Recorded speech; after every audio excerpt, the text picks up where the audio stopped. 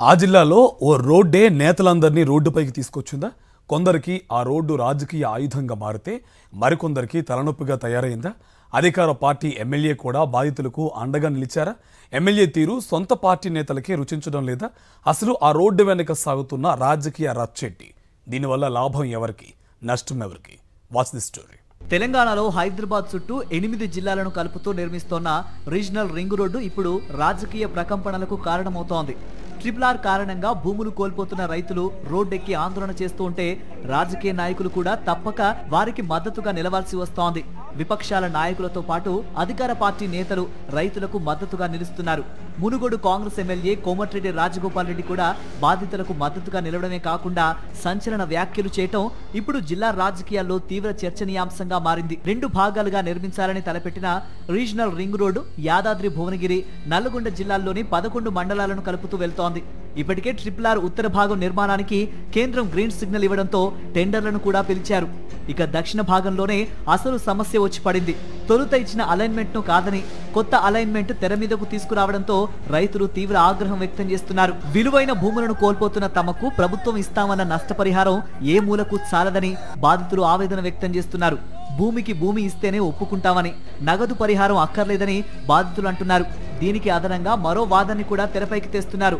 Outer ring రోడ్డుకు 40 కిలోమీటర్ల దూరం నుంచి రీజనల్ రింగ్ రోడ్డు నిర్మిస్తామని చెప్పి ఇప్పుడు 28 కిలోమీటర్ల దూరం నుంచి అందులోనూ చౌటుప్పల్ మున్సిపాలిటీని 2గా చీల్చుతూ పూనుకోవడం పట్ల బాధితులు ఆగ్రహం వ్యక్తం చేస్తూ ఆందోళన చేస్తున్నారు. చౌటుప్పల్ పరిధిలో ఉన్న బడా ఫార్మా కంపెనీల ప్రయోజనాలను దృష్టిలో పెట్టుకునే కొత్త అలైన్మెంట్ తెర మీదకు తీసుకొచ్చారని బాధితులు ఆరోపిస్తున్నారు.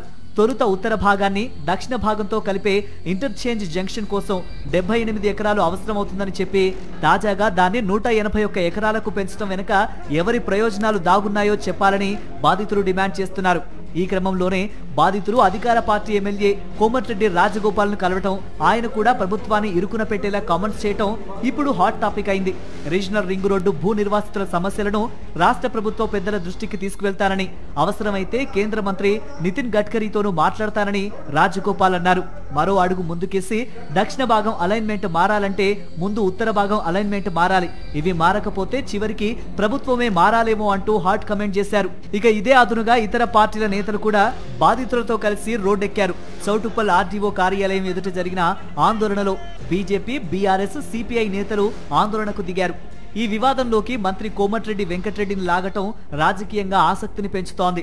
రాజగోపాల్ రెడ్డి తనకు మంత్రి పదవి రాలేదన్న కోపంతో ప్రభుత్వాన్ని ఇరుకున పెట్టేందుకు చేస్తోన్న కామెంట్స్ అటు తిరిగి ఇటు తిరిగి సొంత అన్నకే గుచ్చుకుంటున్నాయనే వాదన వినిపిస్తోంది. కోమటిరెడ్డి వెంకటరెడ్డి R&B శాఖ మంత్రిగా ఉన్నారు. గతంలో ఔటర్ కు 60 కిలోమీటర్ల అవతల నుంచి RRR అలైన్మెంట్ ఉండాలని కోమటిరెడ్డి వెంకటరెడ్డి డిమాండ్ చేశారు. అప్పట్లో వెంకటరెడ్డి మాట్లాడిన వీడియోను సోషల్ మీడియాలో వైరల్ చేయడంతో ఏం చేయాలో మంత్రికి అర్థం కావడం లేదని talk. Regional ring road alignment మారి బాధితులకు న్యాయం జరుగుతుందో లేదో కానీ నల్లగొండ జిల్లా రాజకీయాల్లో ఇదో హాట్ టాపిక్ గా మారింది. తెలుసో తెలియకో తమ్ముడే అన్నకు నష్టం కలిగిస్తున్నాడన్న చర్చ మొదలైంది.